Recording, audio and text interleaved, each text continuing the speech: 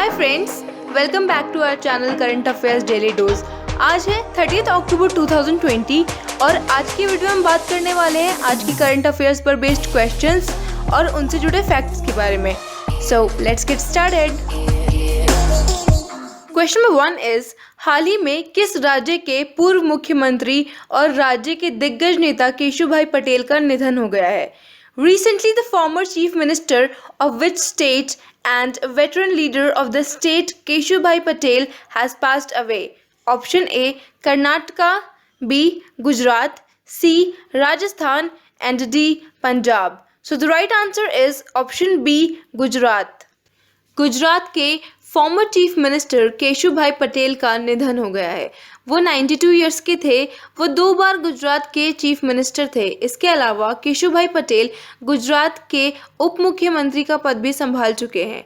केशुभाई पटेल का जन्म 24 जुलाई 1928 को जूनागढ़ में हुआ था।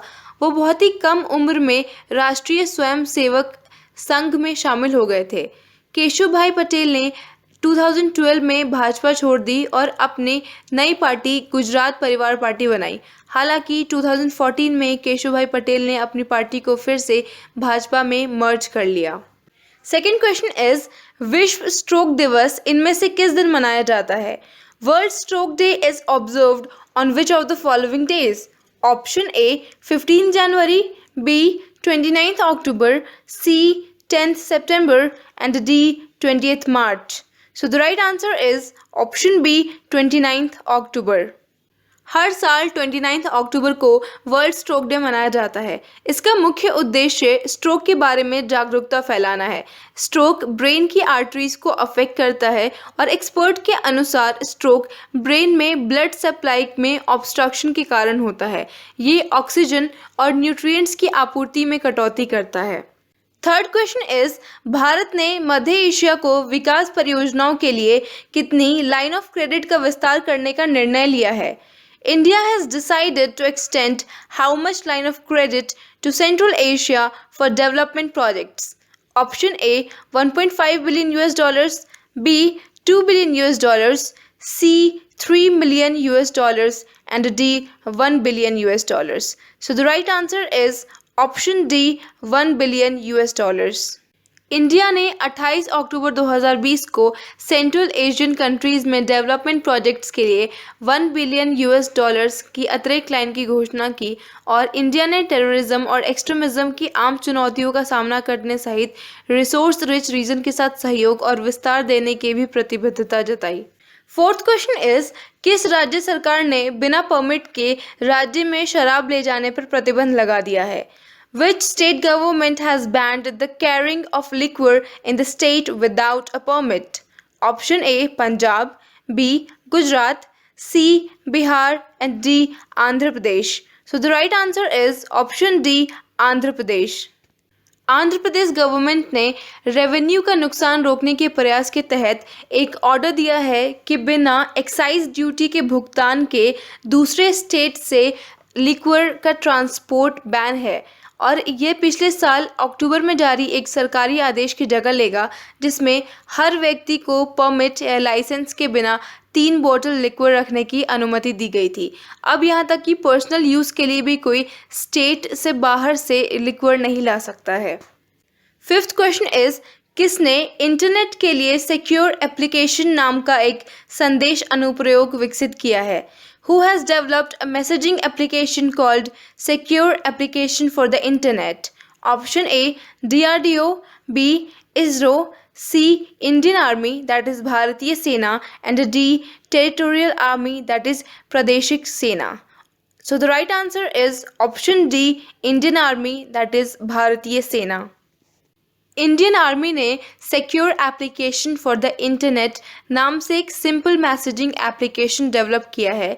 ये एप्लीकेशन इंटरनेट पर एंड्रॉयड प्लेटफॉर्म के लिए एंड टू एंड सुरक्षित यानी सिक्योर वॉइस, टेक्स्ट और वीडियो कॉलिंग सेवाओं का समर्थन करेगा। सिक्स्थ क्वेश्चन इज, चीन किस क्षेत्र में दुनिया के सबसे अधिक ऊंचाई वाले क्लाउड कंप्यूटिंग डेटा सेंटर का निर्माण कर रहा है? China is building the world's highest altitude cloud computing data center in which region? Option A, Taiwan, B. Hong Kong, C. Beijing, and D. Tibet. So the right answer is option D. Tibet. China Tibet में दुनिया की सबसे ऊंचाई वाला cloud computing data centre बना रहा है और ये डेटा सेंटर इस कंट्री और साउथ एशियन कंट्रीज़ जैसे नेपाल, बांग्लादेश और पाकिस्तान की डेटा स्टोरेज ज़रूरतों को पूरा करेगा। सेवेंथ क्वेश्चन इज किस राज्य के मुख्यमंत्री ने धरनी पोर्टल लॉन्च किया है? Which state's chief minister has launched the Dharani portal? Option A Tamil Nadu, B Karnataka, C Andhra Pradesh and D Telangana. So the right answer is option D Telangana. Telangana के चीफ मिनिस्टर चंद्रशेखर राव ने 29 अक्टूबर 2020 को भूमि और संपत्ति पंजीकरण यानी लैंड एंड प्रॉपर्टी रजिस्ट्रेशन के लिए धरनी पोर्टल लॉन्च किया है और इस पोर्टल का उद्देश्य पंजीकरण प्रक्रिया में खामियों को कम करना है। एट्थ क्वेश्चन इज 7 नवंबर को इसरो के द्वारा कौन सा उपग्रह लॉन्च किया जाएगा? Which satellite will be launched by ISRO on November 7? Option A ASOS-X, B EOS-1, C LVX-2 and D PVS-1. So the right answer is option B EOS-1. भारतीय अंतरिक्ष अनुसंधान संगठन यानी इंडियन स्पेस रिसर्च ऑर्गेनाइजेशन 7 नवंबर 2020 को PSLV C49 में प्राथमिक उपग्रह यानी प्राइमरी सैटेलाइट के रूप में अर्थ ऑब्जर्वेशन सैटेलाइट EOS-1 और 9 कस्टमर सैटेलाइट्स को लॉन्च करेगा। नाइन्थ क्वेश्चन इज केंद्रीय मंत्रिमंडल ने भारत और किस राष्ट्र के बीच स्वास्थ्य और चिकित्सा के क्षेत्र में समझौता ज्ञापन पर हस्ताक्षर करने को मंजूरी दी है? Union Cabinet has approved signing of MOU in the field of health and medicine between India and which nation? Option A Cameroon, B Nigeria, C Denmark and D Cambodia. So the right answer is option D Cambodia. Union cabinet ने 29 अक्टूबर 2020 को health and medicine के field में सहयोग का विस्तार करने के लिए इंडिया और कंबोडिया के बीच समझौता ज्ञापन पर हस्ताक्षर किए। 10th क्वेश्चन इज भारत ने 11,000 कोल्ड वेदर क्लोथिंग सिस्टम की खरीद किस राष्ट्र की सशस्त्र सेना से की है? India procured 11,000 cold weather clothing systems from which nation's armed forces? Option A France, B Russia, C United States and D Japan. So the right answer is option C United States.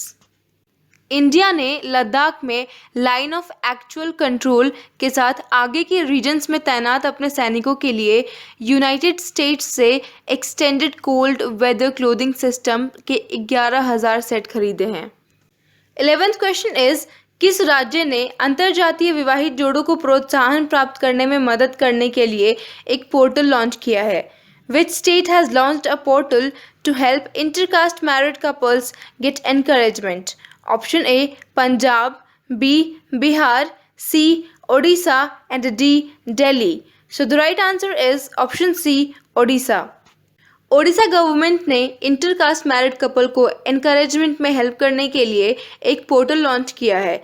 Odisha के chief minister नवीन पटनायक ने Sumangalam web portal launch किया है जो कि intercaste couples को आवेदन के 60 दिन में इंसेंटिव दिलाने में मदद करेगा और उन्होंने ऐसे कपल्स के लिए इंसेंटिव की राशि 1 लाख रुपए से बढ़ाकर 2.5 लाख रुपए करने की घोषणा भी की है। Last question of the day is हाल ही में भारतीय खेल प्राधिकरण ने इनमें से किस खेल के लिए राष्ट्रीय कोचिंग शिविर को मंजूरी दी है?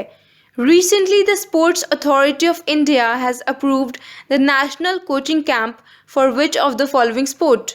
Option A golf, B shatranj that is chess, C badminton and D table tennis. So the right answer is option D table tennis. Sports authority of India ने टेबल टेनिस के लिए नेशनल कोचिंग कैंप को मंजूरी दी है। ये camp 28 अक्टूबर को शुरू हुआ था और 8 दिसंबर 2020 तक जारी रहेगा।